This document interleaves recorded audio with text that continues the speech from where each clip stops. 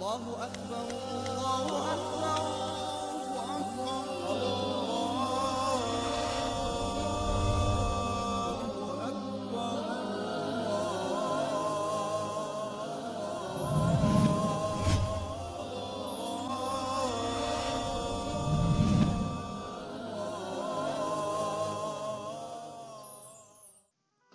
ہارون الرشید کو ایک دفعہ ایک لونڈی کی ضرورت پیش آئی، لہٰذا اس نے اعلان کیا کہ مجھے ایک لونڈی درکار ہے۔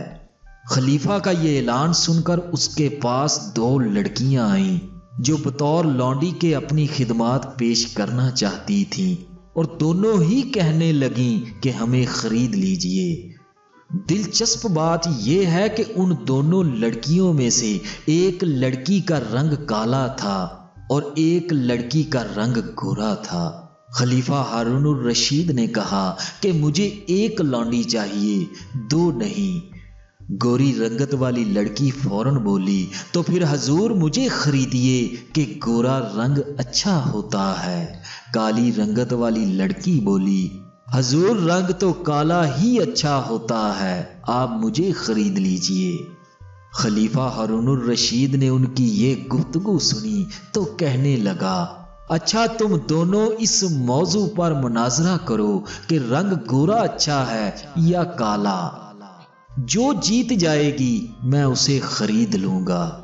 دونوں نے کہا بہت اچھا۔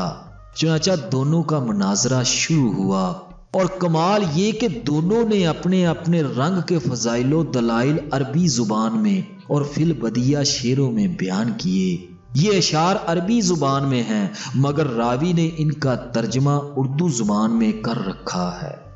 ان اشعار سے ان لونڈیوں کی فہم و فراست کا پتہ چلتا ہے۔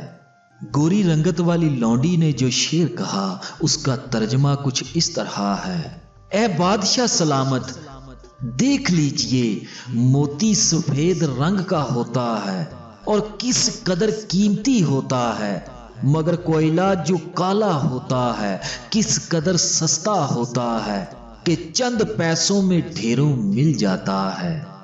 پھر مزید شعر کہا اور کہنے لگی، یعنی اللہ والوں کے منہ کل قیامت میں گورے اور سفید ہوں گے اور جہنمیوں کے منہ کالے ہوں گے۔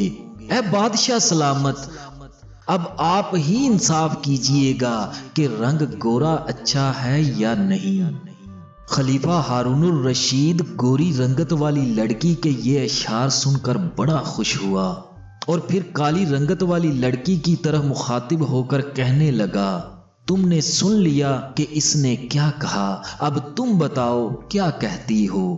کالی رنگت والی لڑکی نے بھی جواب میں 2 اشعار پڑھے جن کا ترجمہ کچھ یوں ہے، قبلہ کستوری کالی ہوتی ہے مگر بڑی گراں قدر اور بیش قیمت ہوتی ہے، مگر روئی جو سفید ہوتی ہے بڑی سستی مل جاتی ہے اور چند پیسوں میں ڈھیروں مل جاتی ہے۔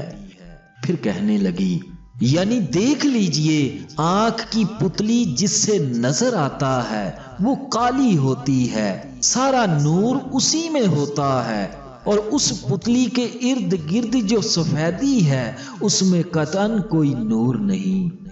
اے بادشاہ سلامت، اب آپ ہی انصاف کیجئے کہ رنگ کالا اچھا ہے یا نہیں۔ کالی رنگت والی لڑکی کے یہ اشعار سن کر خلیفہ ہارون الرشید اور بھی خوش ہوا۔ گوری رنگت والی لڑکی نے کہا، کاغذ سفید ہیں سب قرآن پاک والے۔ کالی رنگت والی لڑکی نے جواب دیا، اور ان پہ جو لکھے ہیں قرآن کے حرف کالے۔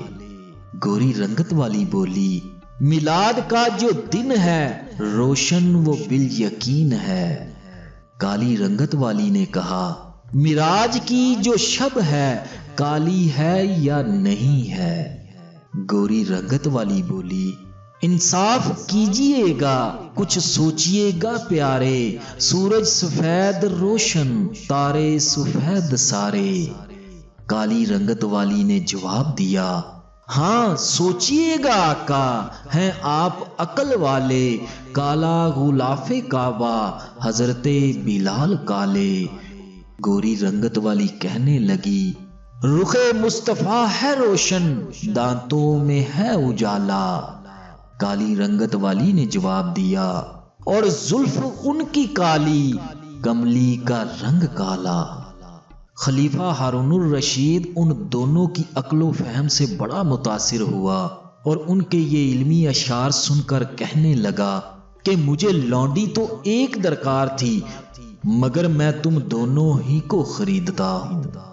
ناظرین گرامی، سبحان اللہ، کیا ہی پر لطف مناظرہ ہے کہ ان کی بدیع گوئی سے ایمان تازہ ہو گیا۔ اور ایک آج کل کی عورتوں کا جھگڑا ہے کہ جب آپس میں جھگڑتی ہیں تو اس جھگڑے کو سن کر شیطان راضی ہوتا ہے، اور ان لونڈیوں کے اشعار سے ان کی علم و فراست کا اظہار ہوتا ہے۔ اللہ تبارک و تعالیٰ سے دعا کرتا ہوں کہ اللہ پاک ہم سب کو ان اسلامی واقعات کو سن کر سمجھ کر عمل کرنے کی توفیق عطا فرمائے۔ آمین ثم آمین۔